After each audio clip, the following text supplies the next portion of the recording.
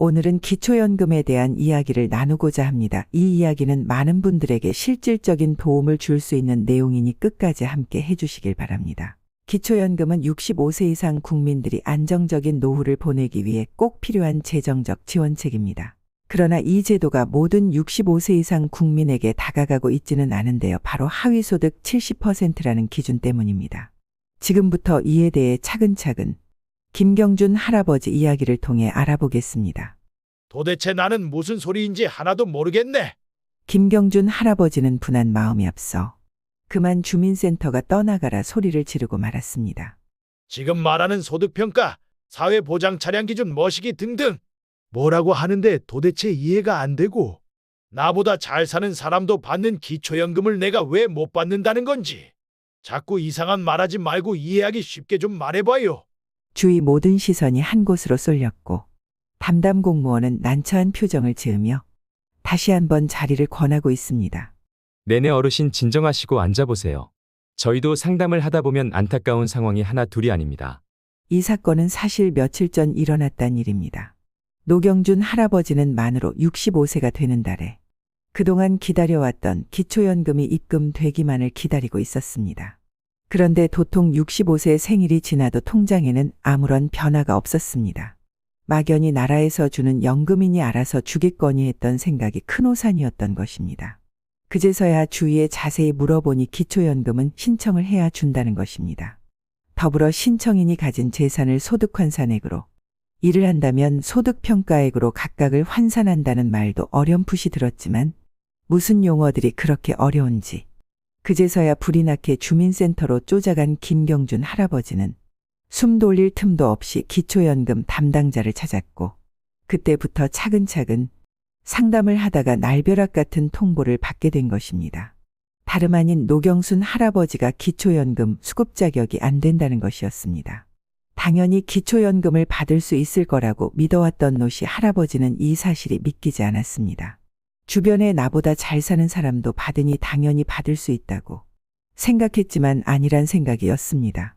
맞습니다. 노경준 할아버지는 65년 평생을 아끼고 또 아껴서 살아왔을 뿐인데 주위에 놀고 쓰고 띵까 한 사람은 받고 정작 한평생을 뼈 빠지게 일해서 못 먹고 못 입고 놀지 못한 나는 못 받는다는 게 너무 화가 나고 분해서 소리를 지르고 말았던 것입니다. 어르신 좀 진정되셨나요?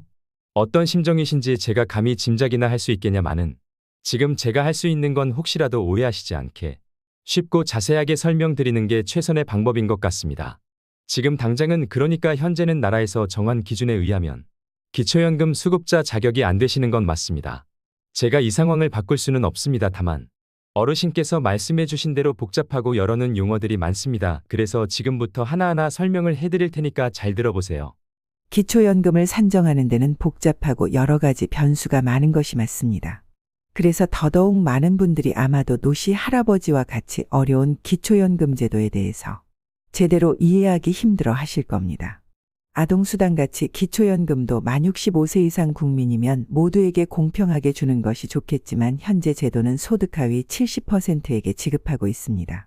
국민연금처럼 본인이 낸 만큼 받는 것도 아니고 열심히 일하고 세금은 내라는 대로 다 내 것만 누구는 주고 누구는 안 줄 거면 차라리 하위 70% 선정하는 행정비를 세금으로 낭비하지 말고 없애라고 하시는 분들도 있습니다. 거기다가 어떤 분들은 국회의원 월급도 줄이고 수도 줄여서 줄인 세금을 기초연금으로 돌린다면 기초연금을 좀 더 높은 비율로 적용시키지 못할 이유가 없지 않냐고 하시는 분들도 계십니다. 또한 외국에서 기초연금 받으려고 한국에 오시는 사람들도 생각보다 꽤나 많고 재산은 외국에다 두고 또는 외국의 자식들에게 증여하고 부당하게 기초연금을 수령하는 경우도 있다고 합니다. 간혹 몇십만 원 때문에 외국에 재산 두고 한국에 들어온다고 누가 그렇게까지 한다고 하시는 분들도 있지만 옛말에 공짜라면 양잿물도 마신다는 말 들어보셨나요? 그렇게 공짜가 무섭습니다. 그리고 사람 마음이 다 거기서 거기로 비슷비슷합니다. 남이 받으면 나도 받고 싶은 게 인지상정인가 봅니다. 물론 그렇다고 편법을 사용하는 것은 결코 옳지 않습니다. 여기 노경준 할아버지도 똑같은 마음으로 주민센터를 찾았었습니다. 센터 직원은 기초연금이 거절된 이유를 하나하나 설명하기 시작했습니다. 말씀하신 대로 가지고 계신 재산이 입출금 통장으로 1억 8천 뿐이라고 하셨죠? 여기서 금융자산 기본 공제액 2천만 원 공제를 하고 4%를 적용하면 쉽게 말해서 1억 6천만 원의 4%를 곱하고 거기다 12개월로 나눠주면 금융재산 소득가액이 나옵니다. 계산해 보니 53만 원이 나오네요. 그리고 현재 자녀분 댁에 거주하신다고 하셨죠? 혹시 주소지는 아시나요? 요 앞에 아파트에 삽니다. 노씨 할아버지와 같이 자녀 소유의 주택에 함께 거주하는 경우 무상임차 소득으로 소득인정액이 산정이 됩니다. 자녀 소유의 6억 이상 고가주택에 거주하는 본인에 대하여 임차료에 상응하여 소득으로 인정하는 금액입니다. 그 아파트 주택 시가표준액이 9억 원 때문에 무료 임차 소득의 경우 시가표준액이 6억 이상일 때 주택 시가표준액의 0.078을 곱하고 다시 12개월로 나뉘집니다. 그렇게 나온 무료 임차 소득은 58.5만 원입니다. 재산소득과 무료 임차 소득을 합해서 111만 5천 원으로 국민연금 35만 원을 합해도 146만 5천 원으로 노인 단독가구 기초연금 선정기준액인 213만 원 이하이므로 당연히 기초연금 수급이 가능하십니다. 하지만 노 씨의 기초연금 수령자 선정 시에 문제가 되는 부분은 따로 있었습니다. 문제는 다름 아닌 바로 콘도 회원권이었습니다. 이것이 정부에서 정한 기준을 초과했기 때문에 기초연금 대상에서 제외된 것입니다. 현재 보유하고 계신 3천만 원 콘도 회원권이 있으시죠? 재산소득 환산액 계산 시에 공제 없이 100% 적용하는 재산들이 있는데 바로 골프 회원권, 승마 회원권, 콘도미니엄 회원권, 요트 회원권들입니다. 아니, 그건 퇴직할 때 주변에서 평소보다 저렴하게 나왔고 돈 따로 안 쓰고 평생 걱정 없이 노후에 자식들 손주들 편히 놀러 다니게 하나 들어두면 좋다고 해서 내 명의를 쓴 것뿐인데 그게 그렇게 된다고요? 네, 맞습니다. 안타깝지만 현재 기준으로는 그렇습니다. 그럼 그것만 처분하면 기초연금은 받을 수 있나요? 그 시점에 다시 산정을 해봐야겠지만 다른 조건의 변화만 없다면 가능하실 것 같네요. 기초연금은 1년에 2번 기초연금 정기조사를 실시하며 해마다 변동되는 기준이 적용되다 보니 작년에 받으셨던 분도 못 받으시는 분도 계시고 반대로 못 받으셨던 분들도 받으시는 분들도 계십니다. 노씨 할아버지는 깜짝 놀랐습니다. 그는 자신이 큰 돈을 벌거나 부동산을 많이 소유하고 있지 않다고 생각했기 때문입니다. 그런데도 그의 재산이 기준을 초과했다니 이게 어떻게 된 일일까요? 직원의 설명을 통해 철수 씨는 자신이 몇 년 전 별 생각 없이 계약한 콘도 회원권이 큰 문제가 되었음을 깨닫게 되었습니다. 흔히들 기초연금도 연금이라고 해서 국민연금처럼 한번 수령하기 시작하면 평생 받는 줄 알고 계시는 분들도 계시지만 기초연금은 국민연금과 다릅니다. 해마다 2번 정기조사를 실시해서 4월과 10월경 수급 대상자를 새로 선정합니다. 간혹 국민연금을 너무 많이 받으면 기초연금을 못 받을 수도 있다고 생각해서 국민연금 납부 금액을 줄이시거나 미납하시는 분들도 계신데 이렇게 하시면 정말 큰 낭패를 당하실 수 있으니 조심하셔야 합니다. 앞서 말씀드린 것 같이 국민연금은 평생 받을 수 있지만 기초연금은 기준도 금액도 해마다 변경이 되므로 국민연금 수령 금액을 줄여두셨다가 기초연금 조건이 변경돼서 수급자에서 제외되시면 노후에 정말 난처한 상황을 맞이하실 수 있습니다. 국민연금을 위주로 생각하시고 기초연금은 보너스다 생각하시면 오히려 마음이 편하실 수 있습니다. 그럼에도 불구하고 갖은 편법으로 기초연금 수령에 그야말로 목숨 거시는 분들도 계십니다. 그러나 국가에서는 이러한 편법을 막기 위해서 2011년 7월부터 자산의 흐름을 파악하여 데이터로 가지고 있습니다. 오히려 처벌의 대상이 될 수도 있으니 이런 방법은 지양하시는 것이 좋습니다. 벌써 며칠 전 일이지만 노씨 할아버지는 아직도 화가 삭혀지지 않습니다. 그러던 차에 아들에게 전화가 걸려왔습니다. 아버지 식사는 하셨어요? 며칠 동안 기분이 안 좋아 보이시던데. 오늘 회사 근처로 오실래요? 점심 같이 해요. 그래, 아들. 오랜만에 외출이어서 기분이 좋았지만 한편으론 기초연금 대상자에서 탈락했기 때문에 안 좋기도 했습니다. 도대체 무슨 일이세요? 며칠 동안 말씀도 안 하시고. 사실은 내가 올해부터 기초연금을 받기로 돼 있는데 네, 당연히 받으셔야죠. 그래서 신청하러 갔더니 글쎄 내가 기초연금 대상자가 아니라고 하더구나. 옆집도 그렇고 나보다 돈도 많고 펑펑 쓰는 사람도 다 받는 기초연금을 나만 못 받는다고 생각하니 화가 나서 버럭 소리까지 질렀단다. 하지만 설명을 들어보니 다른 게 문제가 아니라 너도 알다시피 몇 년 전쯤 사둔 콘도 회원권이 문제더구나. 옆집 부부는 10억짜리 집이 있어도 받는 기초연금을 3천만 원짜리 콘도 회원권 때문에 못 받는다니 정말 억울하구나. 하지만 법이 그렇다니 어쩌겠니. 이참에 회원권을 처분해야겠다. 요즘 경기가 안 좋아서 거래가 잘 될지 모르겠네요. 퇴직하면서 노후에 자식들 손주하고 같이 시간 보내고 싶어서 샀지만 어떨 때는 1년에 한 번도 사용 안 하게 되더구나. 거기다가 기초연금도 못 받게 된다니 더더욱 빨리 처분을 해야겠구나. 네, 아버지, 제가 잘 알아보고 처분해 드릴게요. 요즘에 경기가 어렵다고는 하지만 유명한 콘도 회원권이니까 정리할 수는 있을 거예요. 회원권만 처분되면 기초연금 받으실 수 있으니까 걱정 너무 많이 하시지 말고 이번 주에 콘도로 가족끼리 바람이나 쐬러 다녀와요. 속 편하게 콘도로 놀러 가자는 아들을 보면서 씁쓸한 미소를 지었지만 놀러 가서 신나하는 손주 재롱 볼 생각에 노씨 할아버지도 기분이 풀렸습니다. 한편 여기 노경준 할아버지 친구 김씨 할아버지가 있습니다. 김씨 또한 혼자 살고 있었고 노씨 할아버지와 큰 차이가 없는 노후 자금을 가지고 있었습니다. 김씨 할아버지는 입출금 통장과 예적금 통장에 각각 5천과 1억 5천만 원이 들어 있었습니다.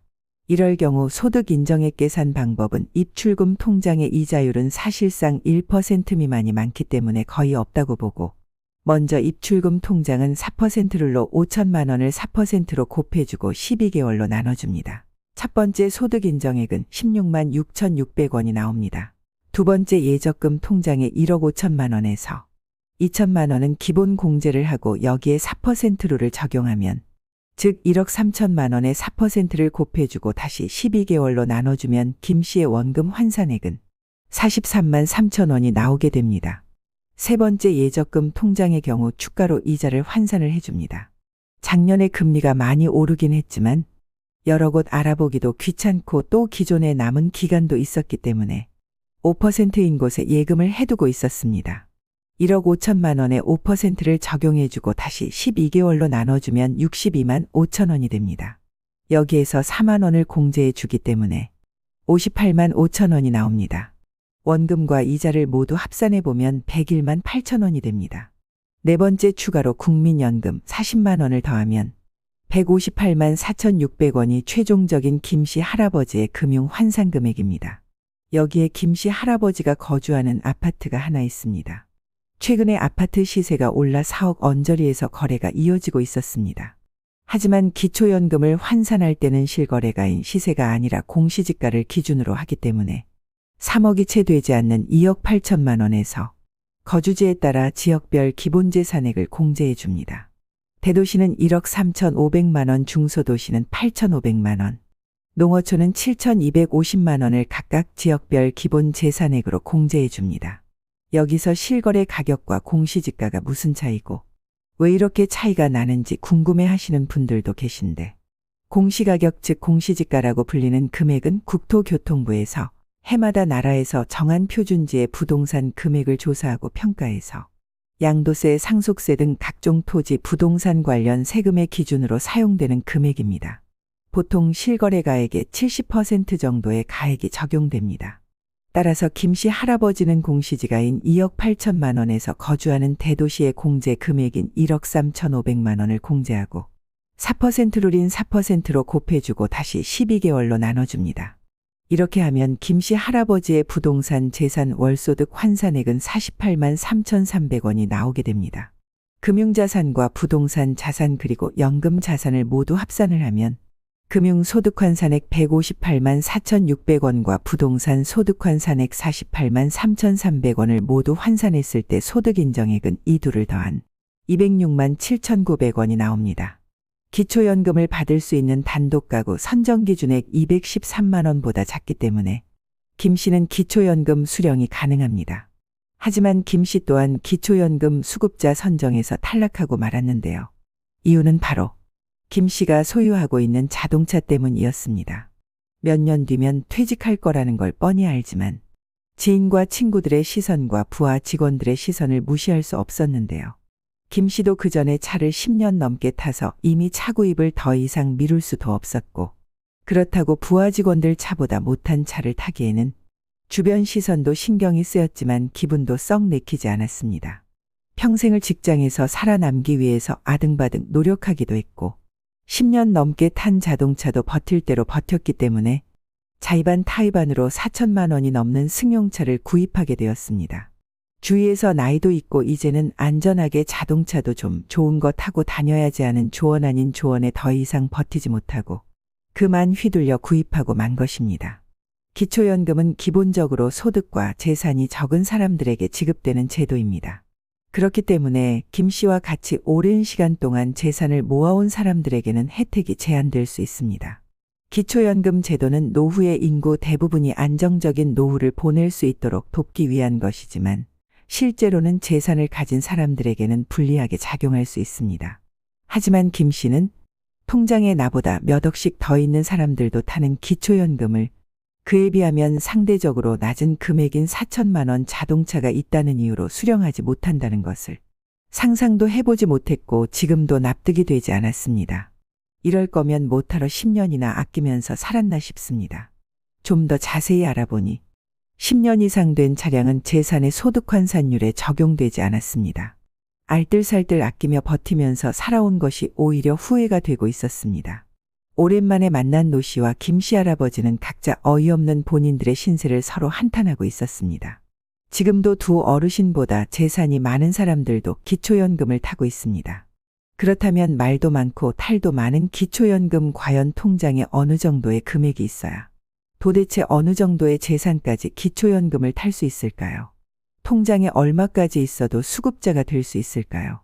이자가 거의 없는 입출금 통장이라는 가정하에 기초연금 단독가구 선정기준액을 가지고 역산으로 계산을 해보겠습니다. 213만 원 나누기 4% 곱하기 12개월을 해주면 6억 3,900만 원이 나옵니다. 다른 재산 예를 들어 금융재산, 부동산, 연금, 채권, 자동차, 회원권이 거기다 근로소득까지 일절 없다는 가정하에 입출금 통장에 6억 3,900만 원 이하라면 기초연금을 받을 수 있습니다. 또 부부합산인 경우는 선정기준액 340만 8천 원을 기준으로 똑같이 역산을 해보면 10억 2,240만 원의 재산이 입출금 통장에 가지고 있더라도 기초연금을 수급할 수 있게 됩니다. 여기서 또 한 가지 궁금할 수 있는 부분이 24년도 기초연금 선정기준액인 213만 원을 넘은 214만 원은 못 받고 소득인정액이 212만 원인 경우 연금을 다 받는다면 반대편에서 너무나 억울하겠죠. 그렇다면 산정금액이 212만 원이 된다면 연금을 받아 소득인정액 기준인 213만 원이 넘어가는 경우는 어떻게 될까요? 기초연금 최하 금액인 10% 3만 3천 원을 받게 됩니다. 참으로 아이러니하게도 다른 재산이 기초연금 지급 대상자가 될 만큼 낮지만 3천만 원짜리 콘도 회원권이나 4천만 원짜리 자동차가 있는 경우 못 받는 기초연금을 상대적으로 몇 배나 큰 금액인 6억여 원이 있는 사람은 기초연금을 받는다는 현실입니다. 부부합산의 경우 10억의 현금이 있다고 하더라도 기초연금을 탈 수 있습니다. 노 씨와 김 씨 할아버지는 참으로 허탈한 마음이 들지만 바뀌는 건 아무것도 없었습니다. 이와 같은 사례는 기초연금 제도의 한계를 보여줍니다. 두 어르신은 평생을 성실하게 일하며 재산을 모았지만 그 재산 때문에 기초연금을 받을 수 없게 된 것입니다. 이와 같은 사례는 다른 많은 사람들에게도 교훈이 될 수 있습니다. 기초연금을 기대하고 있는 분들이라면 자신의 재정 상태를 면밀히 점검하고 소득인정액 기준을 넘지 않도록 미리 대비하는 것이 중요합니다. 한편 여기 3명의 친구 중 마지막인 안 씨가 있습니다. 안 씨는 교편을 잡아 35년 근무를 하고 정년으로 퇴직을 하였습니다. 퇴직하면서 적지 않은 금액을 연금으로 따박따박 받을 수 있었지만 아들내미가 사업으로 급하게 자금이 필요하단 말에 부모로서 모른 채 하고 넘어갈 수가 없어 공무원 연금을 일시금으로 받아서 사업자금으로 융통을 해주고 말았습니다. 공무원 연금과 국민연금을 각각 받아서 생활하려던 안 씨는 갑자기 국민연금만 받게 되자 난처했지만 퇴직 후 20에서 30만 원은 무시할 수 없는 큰 금액이기 때문에 기초연금으로 모자란 생활비를 충당하려고 계획 중이었습니다. 그러나 기초연금을 신청하러 가서 상담 중에 공무원 연금 수령자는 기초연금 대상자에서 제외된다는 말을 듣고 여간 놀란 게 아니었습니다. 그 소리를 듣자 이러려고 내가 분필가루 마시면서 공직 생활을 견뎌왔나 는 허무함과 무기력함에 터벅터벅 무거운 발걸음으로 집으로 돌아왔습니다. 돌아오는 길에 동네 정자에 앉아서 서로 푸념을 하고 있는 노 씨와 김 씨를 마주하게 되었습니다. 안 씨는 오랜 공직 생활로 다소 고지식하며 과묵한 면이 있었지만 어릴 때부터 친구였던 둘을 보면 웬일인지 그 시절로 돌아간 것 같은 착각이 들 정도로 행동하기 일쑤였습니다. 두 친구가 눈에 보이자마자 또르륵 다가가 기초연금 대상자에서 제외됐다는 말은 하면서 현재 상황을 토로했습니다. 그렇게 얘기하다 정신을 차리고 보니 두 친구 녀석이 웃고 있길래 안 씨는 어리둥절해졌는데요. 아니 나는 화가 나고 남들 다 받는 기초연금을 못 받아서 마음속에 천불이 나는데 웃음이 나와? 하고 입을 떼자 두 친구는 그래서 우리 셋이 친구인가 보다 하면서 더 큰 소리로 웃기 시작했습니다. 나중에서야 안 씨도 노 씨와 김 씨의 사연을 듣고 함께 웃고 말았습니다. 어찌 돼서인지 노인에 위한 제도이지만 기초연금은 너무도 복잡하고 어렵습니다. 하나를 계산하면 또 다른 게 나오고 계산해 볼 것들이 하나둘이 아니기 때문이죠. 어떤 분들은 막연히 통장에 돈이 들어있으면 안 되는 줄 알고 현금으로 모두 인출해서 가지고 계시는 분들까지 있습니다. 이럴 거면 차라리 너무 복잡하니 65세가 되면 무조건 재산 유무에 관계없이 일관적으로 똑같이 주는 게 더 평등하다는 말을 합니다.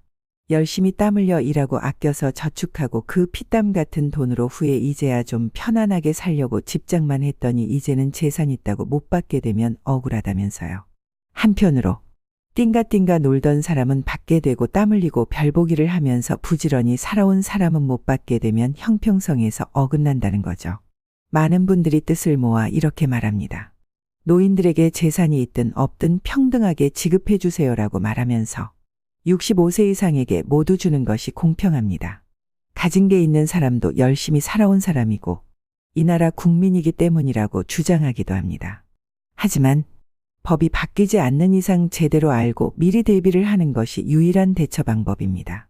기초연금은 해마다 그 기준이 바뀌고 있는데요. 베이비 부머 세대의 노령화에 따라 노인의 인구수가 전체 인구 20%를 차지하면서 노인의 복지와 연금이 사회적으로 큰 화두가 되고 있습니다. 이럴 때일수록 더 많은 관심과 의견을 한 목소리로 내는 것이 중요하다고 말씀드리고 싶습니다. 노령의 인구가 빠르게 늘고 있는 만큼 빠르게 변하고 있는 기초연금.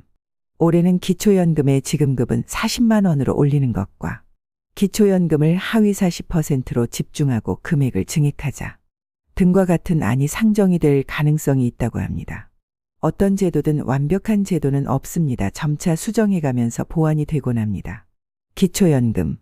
앞으로 과연 어떤 방식으로 보완되는 것이 좋을지 여러분의 의견을 댓글로 남겨주세요.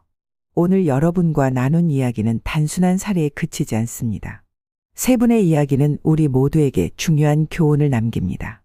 기초연금은 여러분의 노후 생활을 안정적으로 유지하는 중요한 자산이지만 이를 제대로 활용하기 위해서는 미리 준비하고 철저히 관리해야 합니다.